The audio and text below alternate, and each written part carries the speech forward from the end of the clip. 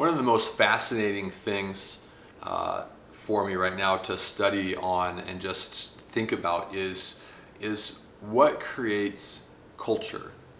And it's just been something I've been trying to read up on and think about and study. Not thinking like, hey, what creates culinary tendencies in culture or those kinds of things, what you wear or those kinds of things. But when I talk about culture, I'm typically thinking through like how do the values of a community, how are they created? How do you forge those, and what does that look like? One of the things that I've stumbled on in just reading up on how cultural values are created is just a very simple concept that says the beliefs, the expressed beliefs of the majority in the room wins. And we can see that. I remember talking to Eli Gautreaux and talking about the culture at Sam Houston's Chi Alpha, and he made this comment. He said, my sophomores are further ahead now than my seniors used to be.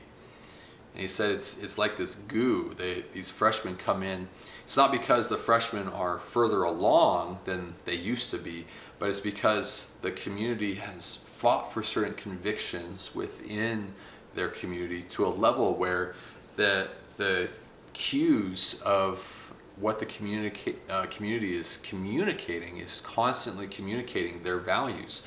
I remember walking into Sam Houston's Chi Alpha in my internship, and the first day having like 3 or 4 different people walk up to me and honor either Gautreaux or my resource leader, or show an interest in me. And there was this communication of honor that so quickly and so readily, not from the leaders saying, hey, this is what we value, and then everybody kind of moves on, or not from some poster on the wall, but actually expressing in the community these cues like, hey, if this guy who's a student is doing this, this must be how we operate as a culture.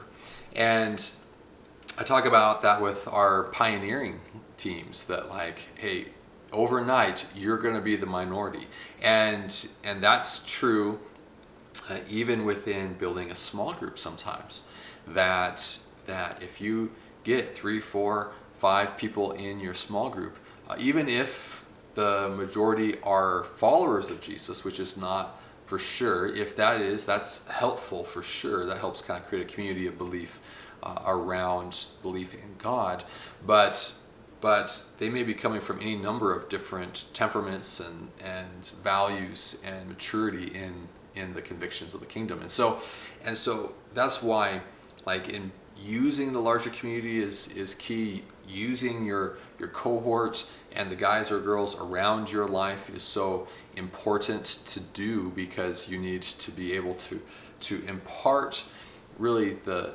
values of the kingdom, like how you as a small group community are going to operate.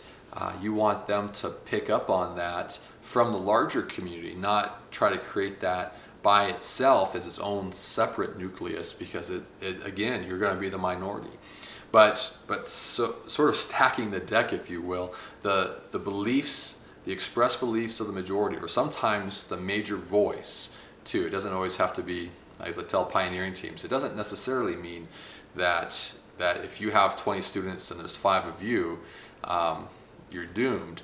But it does mean that you need to be 4 times more honoring than they are dishonoring, right? You need to be the major voice. And so using the larger community, being super intentional to make sure that what's being expressed in their lives and in your small group community from the beginning is what you want. And when you're particularly emphasizing certain cultural or even say kingdom convictions, making sure that the convictions that you're wanting imparted are what are being expressed around your small group community, and being imparted through the beliefs of the larger